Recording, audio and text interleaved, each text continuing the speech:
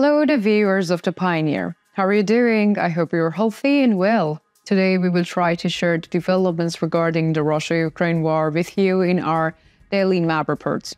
When we look at the latest reports, we see that there is a calmness on the front line compared to the past days. We see that there is a calmness even the Kherson front line, where intense clashes are taking place. We also touch on the details of this calmness.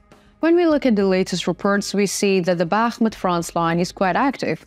We also know that some of the Ukrainian troops on the Bakhmut front line were previously shifted for the defense of the Donetsk front line.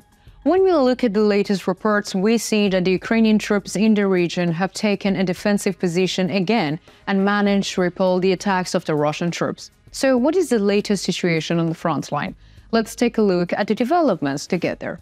As the Pioneer team, we continue to bring the Russia-Ukraine war to your screens. Don't forget to subscribe to our channel and turn on notifications so as not to miss our daily map reports and reports on the agenda. You can also support me and my team by using the super thanks button under our videos. Let's start, if you are ready, the Pioneer reports. We'll start with the Kherson front line. Okay. Let's start with the Kherson front line. As you know, the operations carried out by the Ukrainian armed forces continued for quite a long time. The attacks of the Ukrainian troops caused heavy losses to the Russian army during this time. As you know, we have previously shared this information with you in the reports on the agenda. This situation of the Russian troops in the region is quite bad.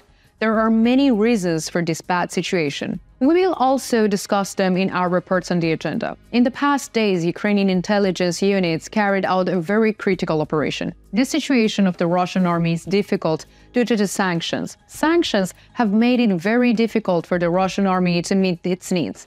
This situation will become even clearer thanks to the critical operations organized by the Ukrainian intelligence. Therefore, the primary problems of the Russian troops on the Kherson front line is the lack of essential supplies. The other is the command problem. We often share the details about the command level with you in our reports. We know that there is a tension between Russian soldiers and Russian commanders in the region. This situation greatly prevents the Russian army from countering the attacks of the Ukrainian armed forces in the region. When we look at the latest situation, we see that the counterattacks in the direction of Kherson continue uninterruptedly. It does not change the borderline. The pressure of the Ukrainian troops, especially in the forested areas in the direction of Kherson, continues. Russian troops are also continuing counter-fire to stop Ukrainian attacks in the region. Let us also briefly mention the artillery activities in the region. As we mentioned, this area was quite calm today. Therefore, there are not many details that we can convey to you about the infantry struggle on the front line.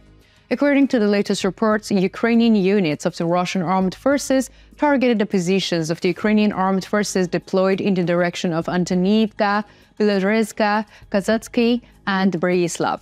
In turn, artillery units of the Ukrainian armed forces targeted positions in the Russian armed forces in Novomayachaka, Chakhovka, Dniprovy, Oleshki, and Olapristan. Okay, let's continue with the Zaporizhia front line. While the activity on the Kherson front line has decreased, we see that a small amount of activity has started on the Zaporizhia front line. According to the latest reports, the Ukrainian armed forces have resumed their operations with artillery support in the Rogodny section of the Zaporizhia front line. 2 points catch our eyes here. One is in the direction of Novoprokopivka, which is located just south of the town of Rogodny. According to the latest reports, Ukrainian artillery units hit the Russian positions in the area quite heavily. Ukrainian infantry units then mobilized. However, Ukrainian troops have not yet managed to completely clear the Russian positions in the area. Another important area is Verbov. As you know, Ukrainian troops have been carrying out operations in this region for a long time.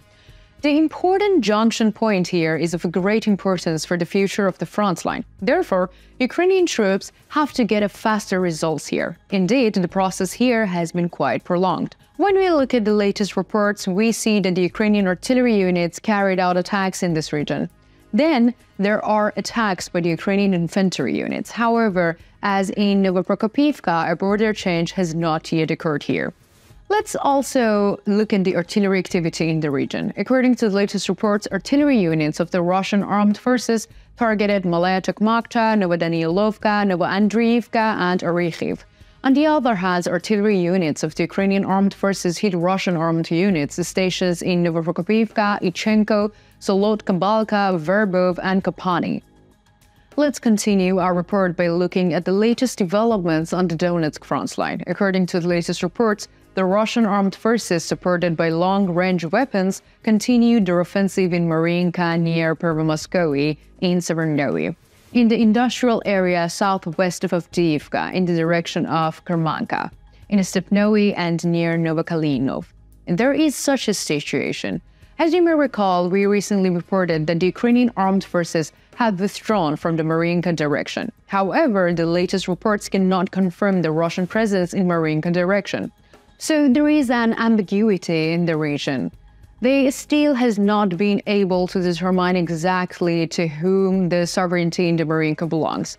With the recent clashes, we cannot observe any clashes in borderline.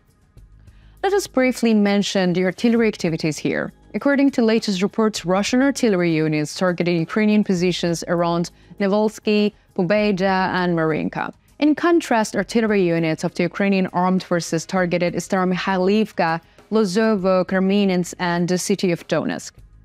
We continue our report on the latest developments on the Bakhmut front line. As you know, in recent days, there has been quite intense Russian pressure on the Ukrainian armed forces south of the city center of Bakhmut.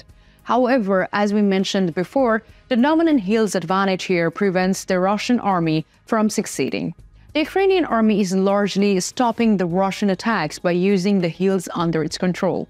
According to the latest reports, Russian troops attacked from behind the railway near Andriivka. Russian troops also attacked Klishchivka with serious artillery support. However, as we have noted, the Ukrainian armed forces are still in advantageous positions in the region.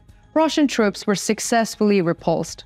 Russian troops also attacked Ivanovka from Bakhmut, Bogdanovka from Berkhovka, and Grikovka from Dubovil-Vasilivka. The pressure on the Bakhmut northern flank must be broken as soon as possible. If Ukrainian troops can break the pressure here, they will further consolidate their positions in the region. What do you think? Why do you think the conflict between the Ukrainian army and the Russian army has weakened on the Kherson front line? Do you expect increased activity in the region again? How do you think the situation will take shape on the Bakhmut front line? Let me know in the comments. I read and care about all your comments.